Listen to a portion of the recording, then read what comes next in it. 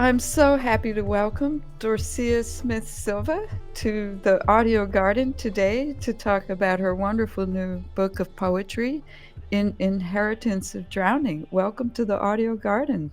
Thank you so much, Martha, for having me. It's a pleasure to be here. You have a lot of fans, and I'm definitely one of them. Oh, thank you so much for that. And I am a fan of this book. Thank It's you. deeply moving on many different levels, and I'd like to just jump into talking about it. And I think the title says a lot, in Inheritance of Drowning. What do you mean by inheritance?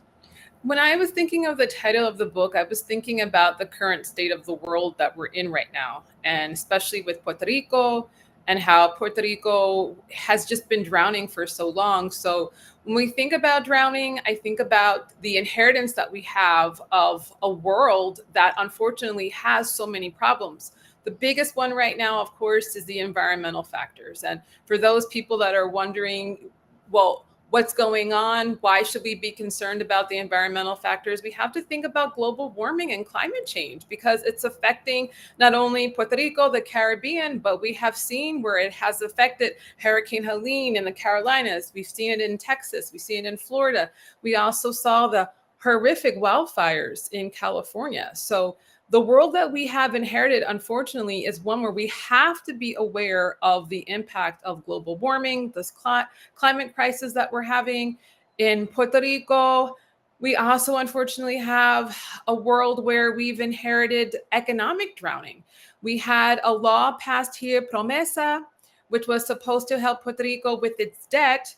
Unfortunately, Promesa has put Puerto Rico under more austere financial pressure. So instead of alleviating this debt, the debt has ballooned even more. It has mushroomed to the point where many people are wondering, how can they stay in Puerto Rico because the salaries are not matching, not corresponding with the prices of goods.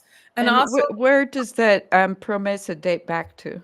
oh, I have to say it goes back to President Obama. I think President Obama, many people, really blamed him for that, and it was under his administration. I think what happened was the package was couched as alleviating this big financial pressure that Puerto Rico was in. Puerto Rico has been accumulating massive debt, and you have all these bondholders that have exploited Puerto Rico for years. And when the debt was due, Puerto Rico said, we don't have really any money to pay you back. So the promesa was designed where they have this board. In Spanish, they call it la junta. And what happens is the board decides how Puerto Rico should administer its funding. So when you think about that, you think like, well, you have these people in place, La Junta, this board, they're making major life decisions for the citizens here, which really have no say in how certain policies are enacted. And what has happened is you have so many austere measurements that have been enforced. So for the citizens living here, it's very, very difficult. Many people have left Puerto Rico, not because they have wanted to, but because they just cannot economically afford to stay. And then that in turn leads to, people leaving, less people coming in, who's paying the taxes. So again, it's like a snowball effect because you have people leaving, less people paying taxes, people saying, well, where are the resources? And then who's paying off this debt? The ones that are staying here are paying off this debt. But then we, the citizens, don't see the benefit because then you keep having interest on this debt and the principal is very slowly, being paid off. So we Mm. wonder, well, when is this debt actually going to be paid off? And what's the junta really doing? Because the junta, the members of that board, they get paid a very nice salary. And the justification was, well, we're doing all this work. We're trying to help you, with your debt, repackage it so that it's paid off. But again, when is it going to eventually be paid off and who's paying off that debt? And So that was set in place pre-Hurricane Maria. that was set in place pre-Hurricane Maria, and it has just exacerbated the devastation here in Puerto Rico. So Hurricane Maria caused so much widespread devastation with homes, businesses, crops.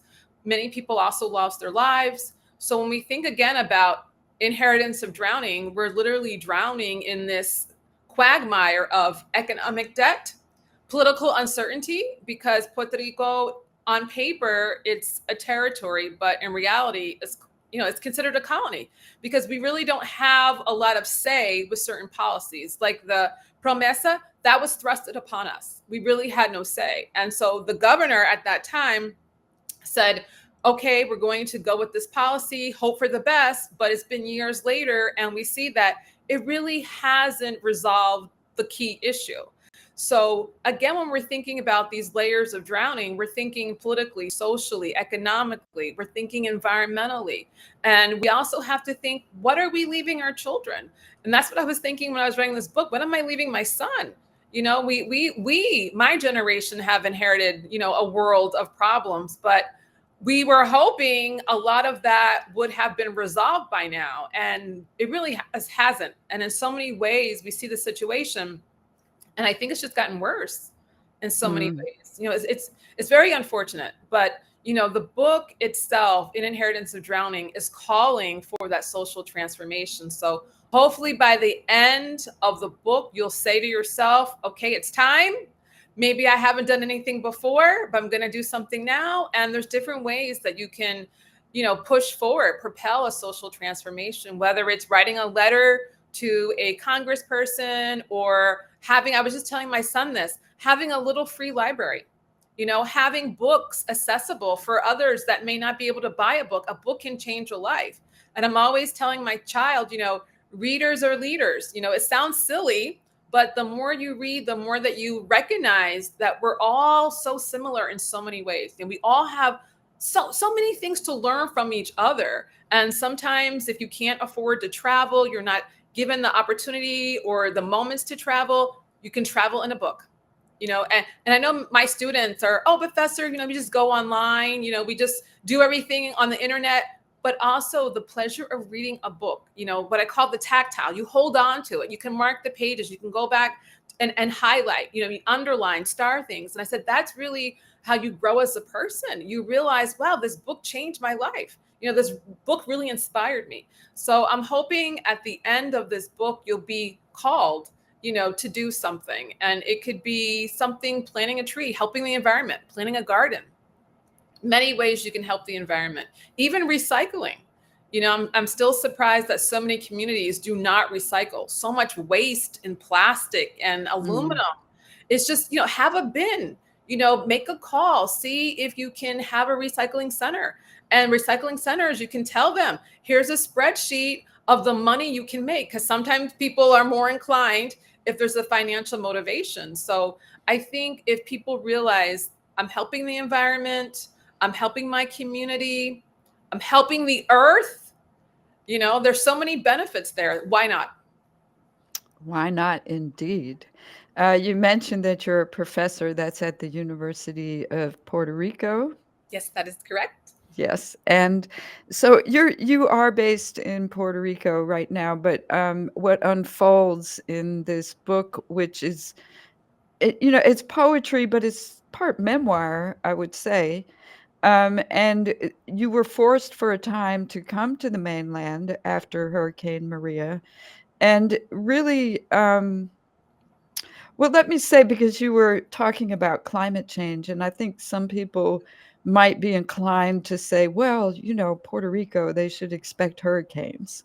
But but what people may not realize is that the intensity of these hurricanes, because of climate change, has really increased and is causing, increasingly more damage. So where you might have known how in previous generations how to prepare for these hurricanes and to expect storms, but to get through them.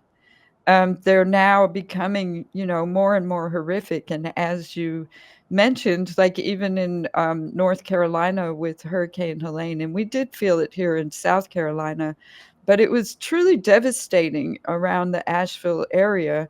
And that was a place where people kind of said, well, we'll never get hit here.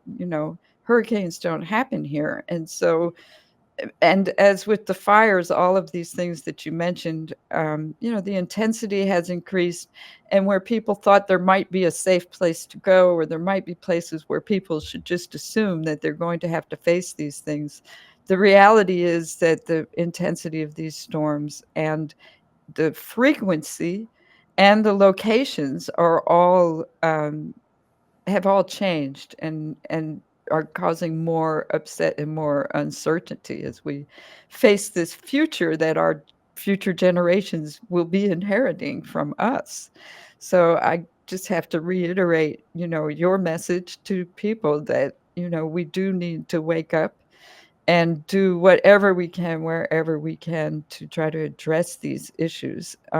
But one of those issues is colonialism.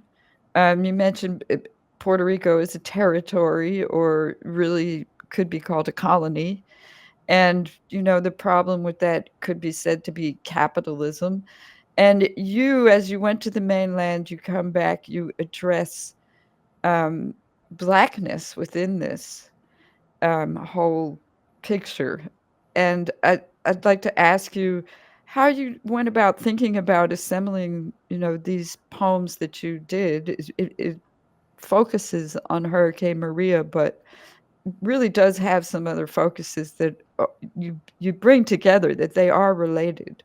Thank you for mentioning that, Martha. Hurricane Maria was the center of the book, and it begins and ends the book. But I definitely wanted to look at other issues that were happening in the United States. So when Hurricane Maria came, I was really taken aback because we just had Hurricane Irma right before Hurricane Maria. So I got the alert on my phone, and my husband and I were like, well, what is happening? This can't possibly be happening. So we kept getting more alerts. So I thought maybe we should get more supplies. And so one of the supplies that I got from the store happened to be a journal. And then later I said, maybe I should pick up some more just in case I have time to write. Well, little did I know I would have a lot of time to write, because Hurricane Maria, it devastated Puerto Rico. We had no electricity for a period of time, as well as no water. So the beginning of Hurricane Maria, I started, writing in my journal, like, we're getting all these warnings, the storm is coming.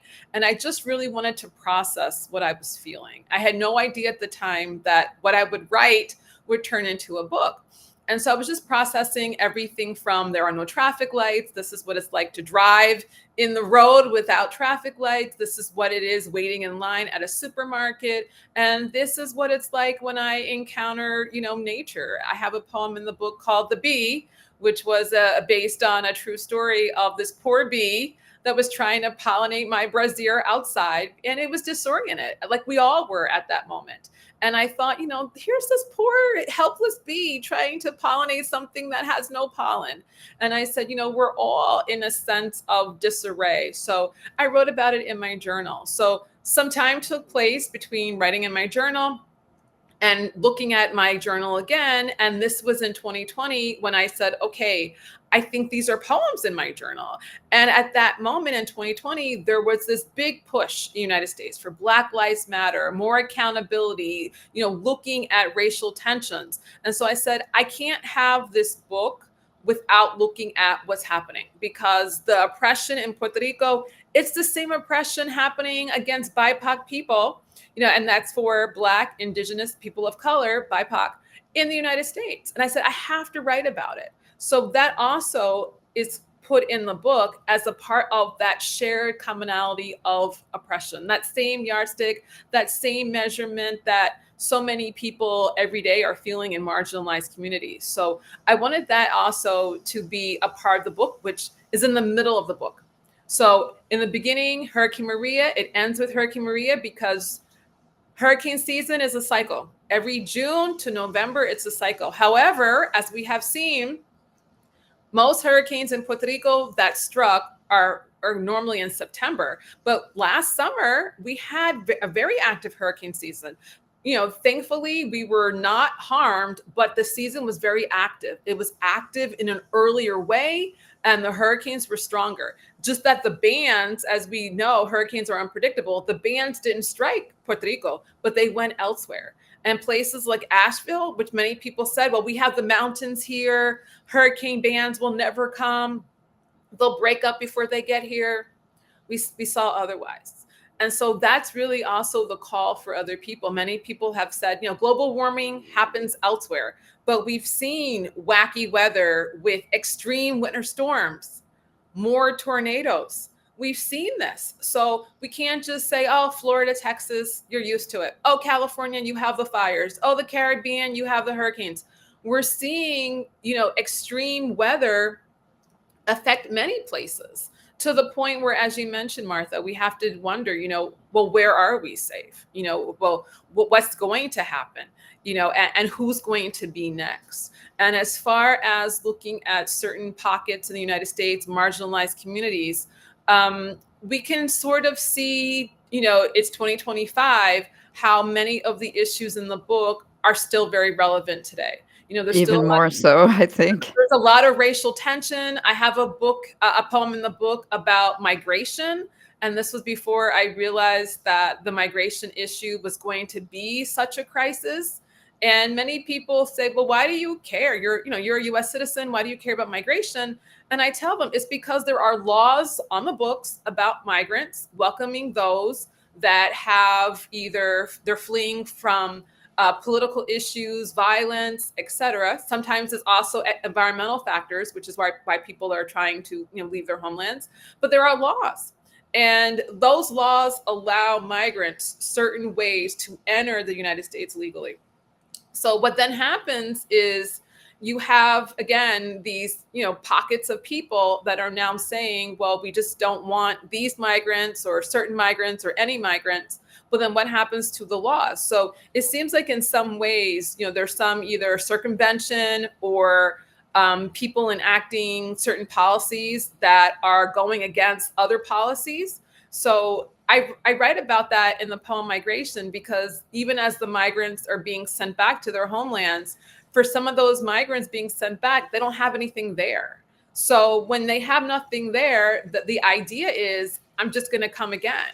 So at the end of that poem, I mentioned that, it says, we can't look away because they don't really have anything in their homeland. So part of the migration policy should be looking at where people are coming from, their homelands, and trying to maybe see if they can, have better homelands.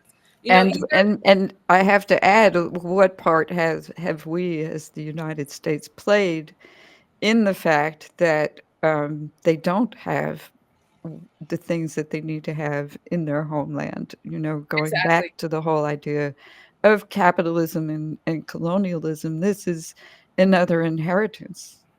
I completely agree, Martha. I mean, there's a reason why people, when people are saying, well, I don't have anything in Haiti, it's true. There's a lot of political violence right now, a lot of strife. Many people are literally fearing for their lives. So when you have that kind of fear, you say, I have to leave. I have to go back. And So another situation in Haiti of being in debt to another colonial type situation with France. exactly. And I mentioned that in my poem, Drowning in Five Parts. Haiti paid so much money to France for its freedom. And the worry is, if Puerto Rico ever got its freedom to be declared independent, how much would Puerto Rico have to pay to the United States? And the financial amount, can you ever recover from that? Because Haiti Mm. has never been able to recover from that. And I know many people say, well, it's mismanagement of funds and you've had inept leaders. But the fact remains that they had to pay so much forthright that they've never been able to recover from paying that debt. And that's the fear that I have also for Puerto Rico, that even if you say, okay, nothing is too small to pay for your freedom, but then you have to really be practical and pragmatic and say, okay, but if we pay billions of dollars, how would we really pay this debt? Can we? And why should you have to pay for your freedom in the first place? I Right. just would have to ask that question, and I think that leads into the fact that you also called the names of many Black people Oh, yes. who American citizens were American citizens at the time that they lost their lives. Yes, because when we think about encounters with police brutality, Black Americans, Black people that have lost their lives because of this encounters. Some people say, well, they got financial compensation. It's a transaction. Move on. Some police will receive training. They'll do better, but the issue still remains. And not everything is going to be a financial transaction. The problem is, why do we keep having these moments? It's beyond frustrating. It's beyond traumatic. It's beyond sad.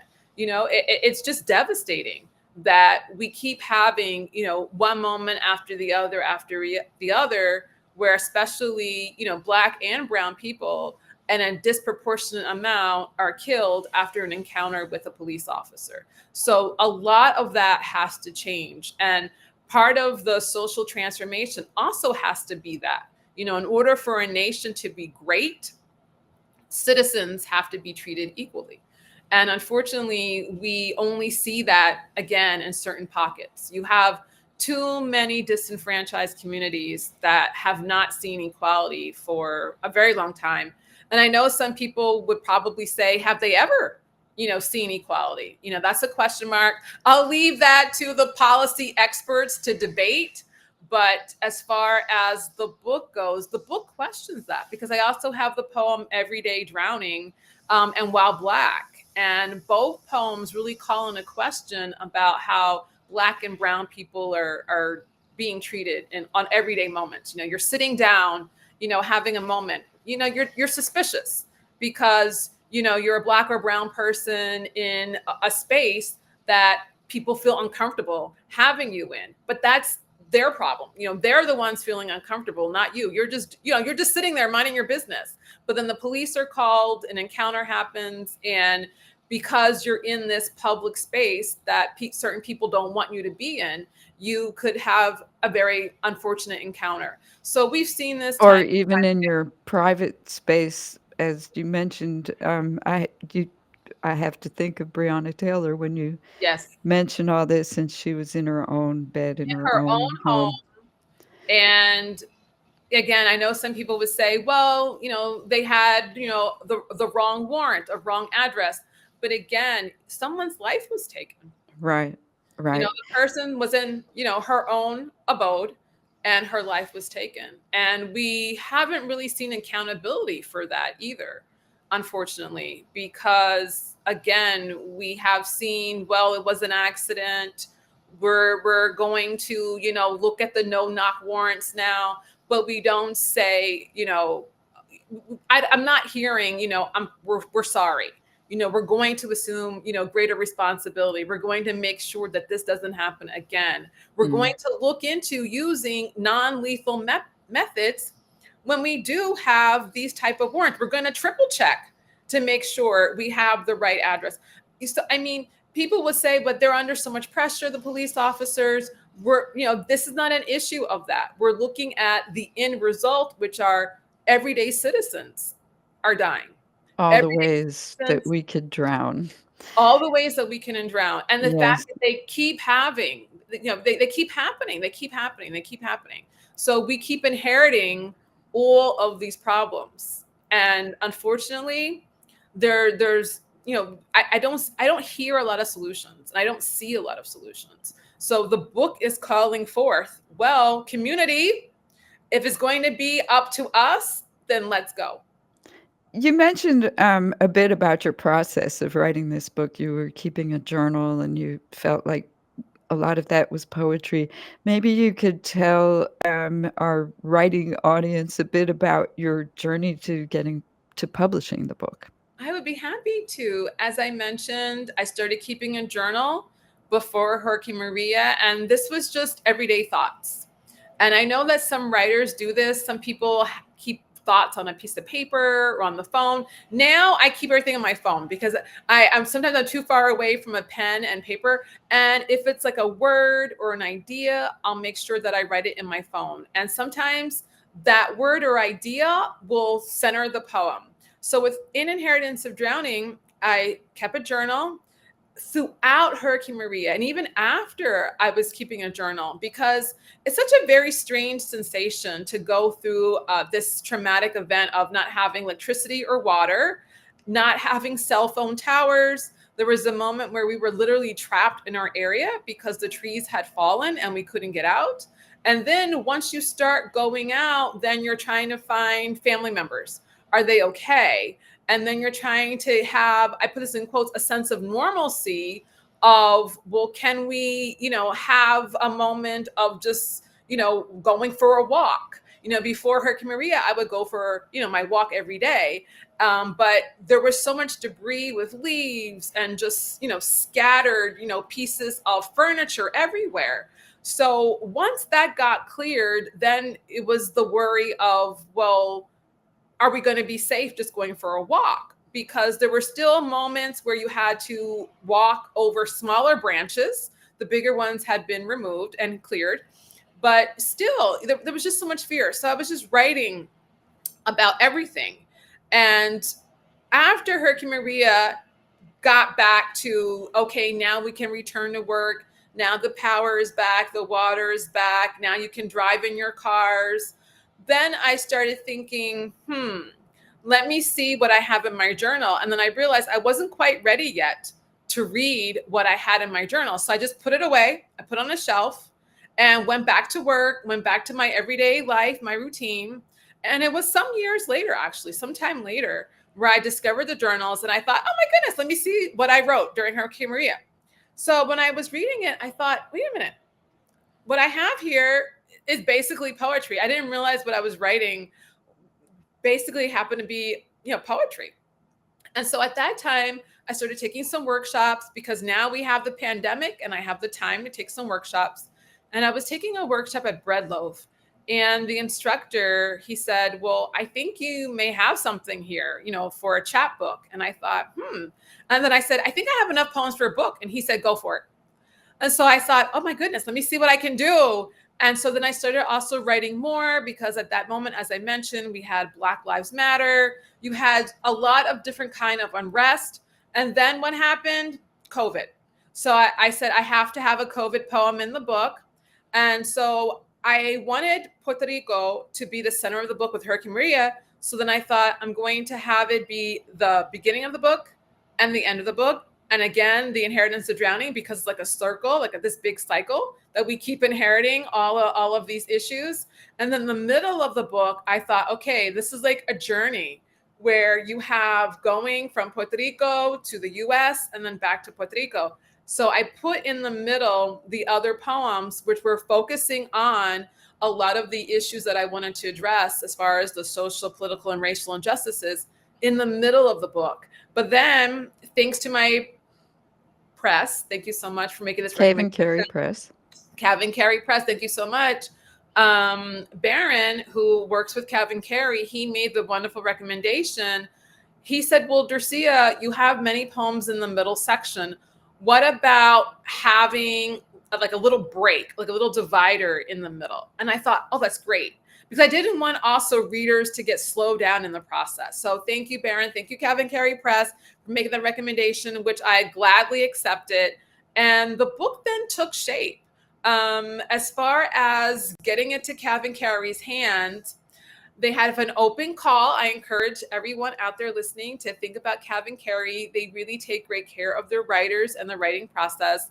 So they have an open call every other August. And August, okay, so it should be coming up fairly soon. It should be, I think it's going to be August 2026. So you have another year to work on your manuscript.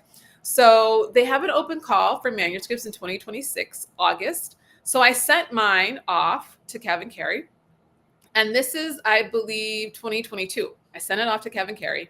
And I didn't get the phone call until March. So I sent it off, not really worried. I thought, okay, if they accept it, great. If not, I'll just send it someplace else. And many of my friends thought, well, wait a minute, like you didn't send it anywhere else? And I told them I had another version of the book.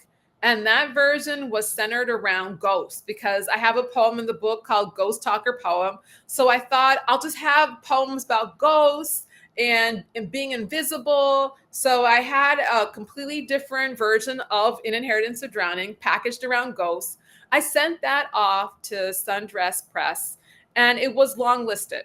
So I thought, well, okay, it's unaccepted, but something has to be there, Long right? listing is nice, and but so Exactly. that's a great story, and that, it was really the first place you submitted this particular manuscript to is, well, both the length of time should be noted, that you spent working on this manuscript, but also just that it was obviously a good fit, and so, I guess you could send a manuscript to 100 places, but if it's not a good fit, then maybe you'll get 100 rejections as well. Exactly. So that's really a wonderful story. I'd love it if you could share a couple poems with us, please. Sure, I would be happy to share some poems with you. I'm going to read the opening poem of In Inheritance of Drowning, which is called What the Poet is Supposed to Write About a Hurricane. Hopefully, one day hurricane season will just be that. It'll just be beautiful circles on a map.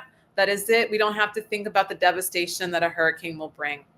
What the poet is supposed to write about a hurricane should be skylights of horror, not skit rocks of beauty in walls of wind, affixed to the puzzle pieces of the vortex eye, spinning like a lost continent soul.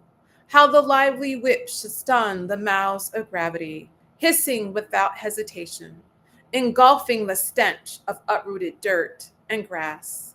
The poet is supposed to decode the stanzas, shudder the name Maria into frail syllables, to wish a hurricane a fast and gritty death, not say a stubborn slow dances, held intoxicating possibilities and mysteries.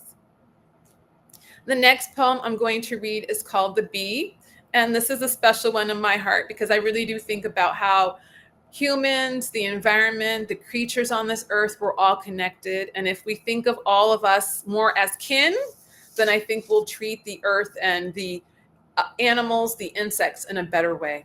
The bee. After Hurricane Maria, you spin in a daze, punch drunk from the fetid fumes of the generator. But you have made a decision to eat, live. You leap onto a dark tan bra that is wildly flapping on the clothesline, eager to gather something sweet and bring it to the surface. And yet there is nothing there but a bare circle of cotton. You wonder how the hurricane galloped away with the flowers, triggering a vanishing act. Well, where is the magician's wand to bring back the canopy of blossoms? It must be in the wind of loss, along with the why and because. There is no way to tell you about the aftermath slow cruelty. It is a tale that claws cell by cell, leaving wings to litter this earth. I'm also going to read my grandmother's photo, which is also a really touching one because many things get destroyed after a hurricane. You have, of course, your furniture, you also have your personal mementos. And when it comes to the personal mementos, those are things that we can't get back. Those are things that, are irreplaceable. So this is a poem for that, my grandmother's photo. She smiles in black and white, cotton pleated dress with a thick belt, showing her newlywed 25-inch waist, a size 4. Long before the folds of stretched skin from 3 children, her ebony hair hangs in shiny cascading ringlets, held by a slip of red ribbon and crystal combs. Her hand is wrapped tightly around my grandfather's, new gold branding their fingers, paid for by the weight of dirt and hot-dorn mornings. With just one day, the rain washes out my grandmother's body and makes her a false whisper upon inspection. Brown dots replace her smile, and her hands are swallowed by dark spirals and bubbles. The thin edges fall into wrinkled tatters, sprinkles of paper breaking faster from sheets of water. The wind pushes her cracked and rearranged beside an overturned car, like a new broken flower in the grave. Mm. Do I Thank have you. time to read one more, or should I stop there? Well, you can. We may not be able to use it in the same show, but because the time passes so quickly here in the audio garden, but I always like to have poetry on hand to use, so I might use it in a different episode or something like that. So please, if you want to share, go ahead and share. Okay, I'm going to end with the Q&A section. And this is for all those that have to leave their homelands, not because of the devastation that affects them with their actual abode or their workplace, but because of the actual fear that they have inside after a natural disaster. The Q&A section. If you ask me why I left Puerto Rico, I would tell you that it wasn't because Hurricane Maria left me with the bloated album of waiting for the blackouts to skip between the trees. It wasn't because the roofs unfurled and the doors retreated to hollows somewhere in the sky. It wasn't because of the shelves of water, inching like new constellations across an endless night. It was the full circle of fear, the kind that stays in my mouth like neon jawbreakers, refusing to surrender, tailor made to dislocate words that I long to speak. I dread colliding against this familiar when the memory gathers like burning hands around your throat. Mm. Thank you so much, Dorsia. Martha. It's been a pleasure to talk to you here in the audio garden, and the time passes so quickly. I would like to just ask you to improvise a little for me on a couple of things. One is what is going on with banning books in Puerto Rico? Maybe you managed to evade some of the craziness that's going on in the mainland with that. I'm so thankful at my institution, the University of Puerto Rico. We believe in having students to have access to all kinds of books. So my university does not ban books. I think because the public schools fall under the large umbrella of the public school system of the United States, that would be implemented there, which is a real shame because I think part of being a young person and having access to books is to open the mind, to be exposed to all different worlds, and also trust students when you're giving that student a book. And it could be any book, such as Romeo and Juliet, that you trust students to understand this is a world of literature. We're not expecting young people like in Romeo and Juliet to go off and get married and to have self-harm, because you can look at so many classical books and you can make a point that they could be dangerous to young people or to the mind that young people are that impressionable. I think you're really doing them a disservice because, as I mentioned, Shakespeare, classical literature, there are so many themes that many people point to. And I tell them this could be deemed harmful. But students, if you let them have the opportunity to read, trust them to know, give them an opportunity, trust them to know that the brains are mature enough to handle that kind of literature.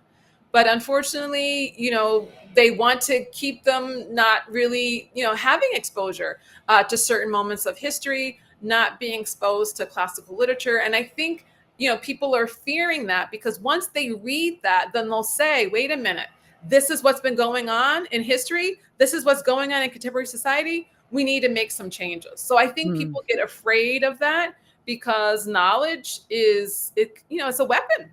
It's a very powerful weapon. And if used in the right way, it really can propel a social transformation. Thank you. Um, could you just give me a phrase using "listen and be heard"?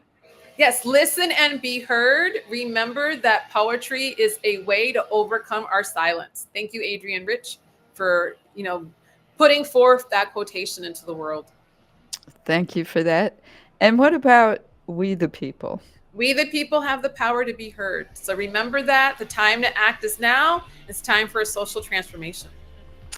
Dorsía Smith Silva, I want to thank you so much, author of Inheritance of Drowning on CavanKerry Press. Yes, thank you for joining us here on Listen Thank and Be you. Heard. Thank you, Martha.